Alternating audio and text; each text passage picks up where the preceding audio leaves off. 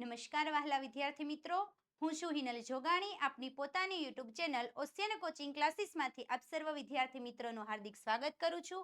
વહાલા વિદ્યાર્થી મિત્રો, જેમ જેમ પરીક્ષા નજીક આવી રહી છે, એમ પરીક્ષાની તમારી મહેનતમાં સાથ પુરાવા માટે આજે તમારી સમક્ષ દ્વિતીય પરીક્ષાલક્ષી વિકાસ અસાઇનમેન્ટ છે લઈને આવી ચૂકી છું. અગાઉના લેક્ચરમાં આપણે આ વિકાસ પરીક્ષાલક્ષી અસાઇનમેન્ટના સેક્શન એના પ્રશ્ન નંબર 1, 2 અને 3નું સંપૂર્ણ સોલ્યુશન જોઈ ચૂક્યા હતા. જે સોલ્યુશન જોવાનું બાકી છે તો એમની લિંક નીચે વિડીયોના ડિસ્ક્રિપ્શન બોક્સમાં આપેલી છે, ત્યાંથી તમે પ્રાપ્ત કરી શકો છો. આજના લેક્ચરમાં આપણે સેક્શન એના પ્રશ્ન નંબર 4 એટલે કે ખરા ખોટાનું સંપૂર્ણ સોલ્યુશન જોવાના છે. સોલ્યુશન જોતા પહેલા વહાલા વિદ્યાર્થી મિત્રો, જે અસાઇનમેન્ટ બુક છે એ તમારે ઘરે બેઠા પ્રાપ્ત કરવી હોય તો આ બુક મેળવવા માટેની લિંક પણ નીચે વિડીયોના ડિસ્ક્રિપ્શન બોક્સમાં આપેલી છે, અથવા તો અહીં આપેલી વેબસાઇટ પરથી તમે આ બુક ઘરે બેઠા પ્રાપ્ત કરી શકો છો. શરૂ કરીએ આપણે પ્રશ્ન નંબર 4. શરૂ કરતા પહેલા જો અસાઇનમેન્ટ બુક છે એમનું તમારે સંપૂર્ણ સોલ્યુશન જો ઘરે બેઠા પીડીએફ સ્વરૂપમાં પ્રાપ્ત કરવું હોય તો આ લિંક મેળવવા માટે પીડીએફ મેળવવા માટેની લિંક પણ નીચે વિડીયોના ડિસ્ક્રિપ્શન બોક્સમાં આપેલી છે, ત્યાંથી તમે આ સોલ્યુશન સંપૂર્ણ છે એ પ્રાપ્ત કરી શકો છો. જોઈએ આપણે પ્રશ્ન નંબર 4. નીચેના વિધાનો ખરા છે કે ખોટા તે જણાવો. જેમની અંદર પ્રકરણ નંબર 1, દરેક દ્રવ્ય છે એટલે કે કોઈ પણ દ્રવ્ય હોય એ પોતાનું દળ ધરાવે છે. આ વિધાન સાચું છે કે ખોટું? ઝડપથી તમારો આન્સર નીચે કોમેન્ટ બોક્સની અંદર લખજો. દ્રવ્ય દળ ધરાવે છે તો આ વિધાન કેવું છે? બિલકુલ સાચું, એટલે આન્સર આવે છે ખરું. ત્યાર પછી ઘન અવસ્થામાં કણોની ગતિ ઉર્જા છે એ મહત્તમ હોય છે. અવસ્થા 3 પ્રકારની છે, એમાંથી અવસ્થા આપેલી છે ઘન અવસ્થા, જેમની અંદર કણોની ગતિ ઉર્જા મહત્તમ એટલે કે વધારે હોય છે તો આ વિધાન કેવું છે? ખોટું. ઘન અવસ્થાની અંદર ગતિ ઉર્જા કેવી હોય છે? સૌથી ઓછી. જ્યારે મહત્તમ ગતિ ઉર્જા હોય તો કઈ અવસ્થા આવે છે? વાયુ અવસ્થા. આગળ જોઈએ, પદાર્થના પ્રતિ એકમ દળના કદને ઘનતા કહેવામાં આવે છે. ઘનતા એટલે પ્રતિ એકમ દળ, જેમને કહેવા દળના કદને તો ઘનતા કહેવાય. તો આ વિધાન કેવું છે? ખોટું, કારણ કે ઘનતા બરાબર શું થાય છે? દળના છેદમાં કદ. આગળ જોઈએ નેક્સ્ટ પ્રશ્ન નંબર 4. પ્રવાહીની મુક્ત સપાટીનું ક્ષેત્રફળ વધે તો બાષ્પીભવનનો દર વધે છે. ક્ષેત્રફળ વધે તો બાષ્પીભવનનો દર વધે તો આ વિધાન કેવું છે? સાચું. આગળ જોઈએ, હવામાં રહેલી પાણીની બાષ્પની માત્રા જેમને ભેજ તરીકે ઓળખવામાં આવે છે તો આ વિધાન પણ કેવું છે? સાચું. આગળ, સામાન્ય રીતે ઘન પદાર્થોની સરખામણીમાં પ્રવાહી પદાર્થોની ઘનતા વધુ હોય. ઘનની સરખામણી પ્રવાહી સાથે કરેલી છે, પ્રવાહીની ઘનતા વધુ તો આ વિધાન કેવું છે? ખોટું, કારણ કે સૌથી વધારે ઘનતા કોની હોય છે? ઘન પદાર્થની હોય છે, કારણ કે કણો છે એ નજીક નજીક રહેલા હોય છે, આંતરાણવી આકર્ષણ બળ ઓછું હોય છે. આગળ જોઈએ નેક્સ્ટ.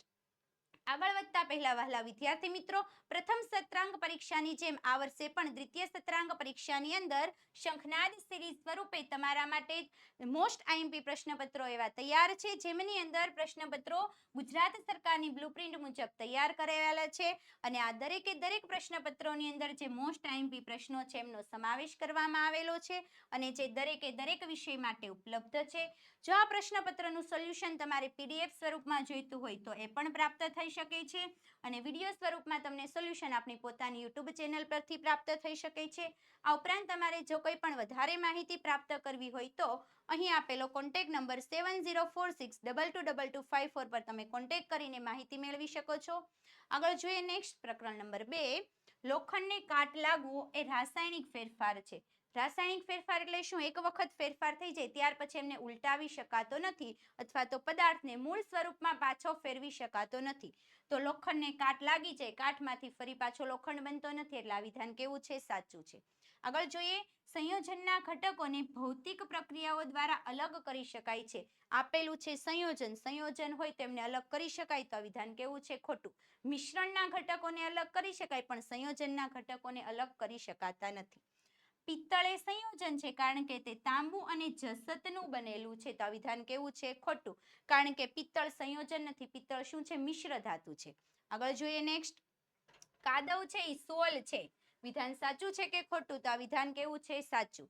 ત્યાર પછી, હવામાં હાજર રહેલા વાયુના પ્રમાણનો ચડતો ક્રમ ઓક્સિજન, આર્ગોન અને નાઇટ્રોજન આ સ્વરૂપે આપેલો છે. કયા કયા? ઓક્સિજન, આર્ગોન અને નાઇટ્રોજન. તો આ વિધાન કેવું છે? ખોટું વિધાન છે. ત્યાર પછી, નિલંબિત કણોને નરી આંખે જોઈ શકાતા નથી. નિલંબિત કણો છે એમને આપણે નરી આંખે જોઈ શકતા નથી તો આ વિધાન પણ કેવું છે? ખોટું. નિલંબિત કણો હોય તો આપણે નરી આંખે જોઈ શકીએ છીએ. આગળ જોઈએ નેક્સ્ટ પ્રકરણ નંબર 4. પ્રોટોનનું દળ ઇલેક્ટ્રોનના દળ કરતા આશરે 2000 ગણું ઓછું હતું. એટલે પ્રોટોનનું દળ વધારે અને ઇલેક્ટ્રોનનું દળ કેવું કીધેલું છે? ઓછું. તો આ વિધાન કેવું છે? ખોટું. ત્યાર પછી પરમાણુની ત્રિજ્યા તેના કેન્દ્રની ત્રિજ્યા કરતા 10⁻5 ગણી ઓછી છે. શેની ત્રિજ્યા? પરમાણુની અને કેન્દ્રની ત્રિજ્યાની સરખામણી કરેલ તો આ વિધાન કેવું છે? ખોટું. ઓછાના બદલે શું આવશે? એની ત્રિજ્યા કેવી હોય છે? વધારે હોય છે.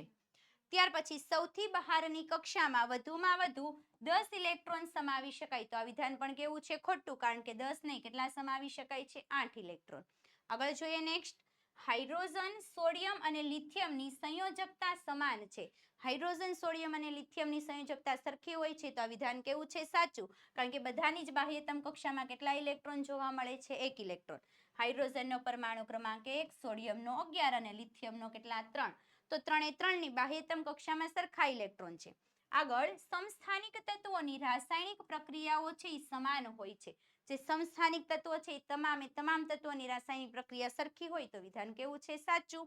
ત્યાર પછી સમદળીય એટલે પરમાણુ દળાંક સમાન તત્વોનો પરમાણુય ક્રમાંક અસમાન હોતા નથી તો આ વિધાન કેવું છે? ખોટું. ક્રમાંક અલગ અલગ હોય પરંતુ એનો દળાંક કેવો હોય? સરખો હોય છે.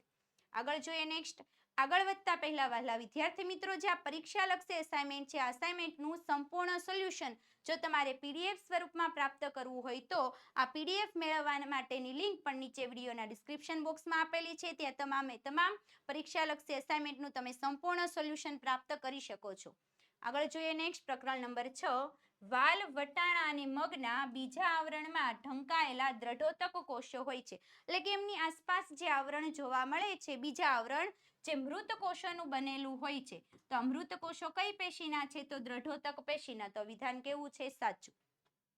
મૂળની અંદર સ્થૂલકોણક પેશી જોવા મળે છે તો આ વિધાન કેવું છે? ખોટું. કારણ કે સ્થૂલકોણક પેશી છે મૂળની અંદર ક્યારેય પણ જોવા મળતી નથી. માત્ર શેમાં જોવા મળે છે? દ્વિદળી વનસ્પતિની અંદર હવાયંગો એટલે પ્રકાંડ અને પર્ણની અંદર જોવા મળતી હોય છે.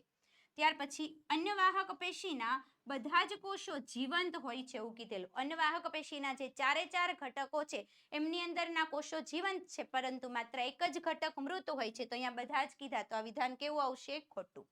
આગળ જોઈએ નેક્સ્ટ પ્રશ્ન. ચામડી તથા જીભનું બહારનું આવરણ લાદીસમ અધિચ્છદનું બનેલું છે. લાદીસમ અધિચ્છદ પેશી ચામડી અને જીભ બંનેના બહારના આવરણમાં હોય છે તો આ વિધાન કેવું છે? સાચું. આગળ રુધિર એ સંયોજક પેશી છે તો આ વિધાન પણ કેવું છે? સાચું વિધાન છે. કંકાલ સ્નાયુ પેશી શરીરનું કંકાલ તંત્ર રચે છે. એટલે કંકાલ તંત્ર રચવા માટે કંકાલ સ્નાયુ પેશીની જરૂર પડે તો આ વિધાન કેવું? ખોટું. આગળ જોઈએ નેક્સ્ટ. પ્રકરણ નંબર 7. ગતિ એ નિરપેક્ષ ખ્યાલ છે તો આ વિધાન પણ કેવું છે? ખોટું. કારણ કે ગતિ કેવો ખ્યાલ છે? સાપેક્ષ ખ્યાલ છે. કારણ કે ગતિની સરખામણી કરવા માટે આપણે કોઈ પણ વસ્તુનો સંદર્ભ તરીકે ઉપયોગ કરવો પડે છે. ત્યાર પછી આપેલા સમયગાળામાં પદાર્થે કાપેલું અંતર ધન, ઋણ અથવા તો શૂન્ય હોઈ શકે છે. અંતર છે એ ધન, ઋણ અને શૂન્ય હોય તો આ વિધાન કેવું છે? ખોટું. અંતર ક્યારેય ધન, ઋણ અથવા તો શૂન્ય હોઈ શકતું નથી. ત્યાર પછી સરેરાશ ઝડપ એ જુદી જુદી ઝડપની સરેરાશ છે તો આ વિધાન કેવું છે? ખોટું છે. જુદી જુદી ઝડપની સરેરાશ એમને સરેરાશ ઝડપ તરીકે ઓળખવામાં આવતી નથી. આગળ જોઈએ નેક્સ્ટ. પદાર્થનો અંતિમ વેગ એ પ્રારંભિક વેગ કરતા ઓછો હોય તો પદાર્થ છે એ પ્રતિપ્રવેગી ગતિ કરે. ગતિનો પ્રકાર આપેલો છે પ્રતિપ્રવેગી, જેમાં અંતિમ વેગ અને પ્રારંભિક વેગની સરખામણી કરેલી. અંતિમ વેગ એ પ્રારંભિક વેગ કરતા ઓછો છે તો પદાર્થની ગતિ પ્રતિપ્રવેગી તો વિધાન કેવું? સાચું. હવે ઊંધું આપે અંતિમ વેગ પ્રારંભિક વેગ કરતા વધારે હોય તો પદાર્થની ગતિ કઈ થશે? પ્રવેગી ગતિ. આગળ જોઈએ નેક્સ્ટ. અંતર વિરુદ્ધ સમય એટલે x વિરુદ્ધ t નો આલેખ એના ઢાળનું મૂલ્ય છે એ પ્રવેગનું મૂલ્ય આપે. આલેખ કયો આપેલો છે? 2 આલેખ છે, એમાંથી એક આલેખ આપણને આપી દીધો છે અંતર વિરુદ્ધ સમય. એના ઢાળનું મૂલ્ય છે એ આપણને પ્રવેગ આપે તો આ વિધાન કેવું છે? બિલકુલ ખોટું. પ્રવેગનું નહીં પરંતુ મૂલ્ય શેનું આપે છે? વેગનું મૂલ્ય આપતો હોય છે. આલેખ આપેલો છે અંતર વિરુદ્ધ સમય. ત્યાર પછી નિયમિત વર્તુળાકાર ગતિ કરતા પદાર્થના પ્રવેગની દિશા વર્તુળના કેન્દ્ર તરફ હોય છે તો આ વિધાન પણ કેવું છે? સાચું વિધાન છે. આગળ જોઈએ નેક્સ્ટ. આગળ વધતા પહેલા વહાલા વિદ્યાર્થી મિત્રો, તમારા ધોરણની જે કંઈ પણ નવી અપડેટ્સ છે એ અપડેટની તાત્કાલિક જાણકારી મેળવવા માટે આજે જ અમારી સાથે વોટ્સઅપ ગ્રુપની અંદર જોડાઈ જાઓ. આ ગ્રુપમાં જોડાવા માટેની લિંક નીચે વિડીયોના ડિસ્ક્રિપ્શન બોક્સમાં આપેલી છે, અથવા તો કોઈ પણ કોર્સને લગતી વધારે માહિતી મેળવવી હોય તો અહીં આપેલો કોન્ટેક્ટ નંબર 7046222254 પર તમે કોન્ટેક્ટ કરી શકો છો. બસ વહાલા વિદ્યાર્થી મિત્રો, આજના આ લેક્ચરમાં આપણે સેક્શન એ ના પ્રશ્ન નંબર 4 એટલે ખરા ખોટાનું સંપૂર્ણ સોલ્યુશન જોઈ ચૂક્યા છીએ. જો તમને અમારો આજનો આ વિડીયો પસંદ આવ્યો હોય તો લાઈક કરો, તમારા જુદા જુદા મિત્રો સુધી શેર કરો અને અમારી યુટ્યુબ ચેનલમાં નવા હોય તો આજે જ ચેનલને સબસ્ક્રાઇબ કરો. અસ્તુ. જય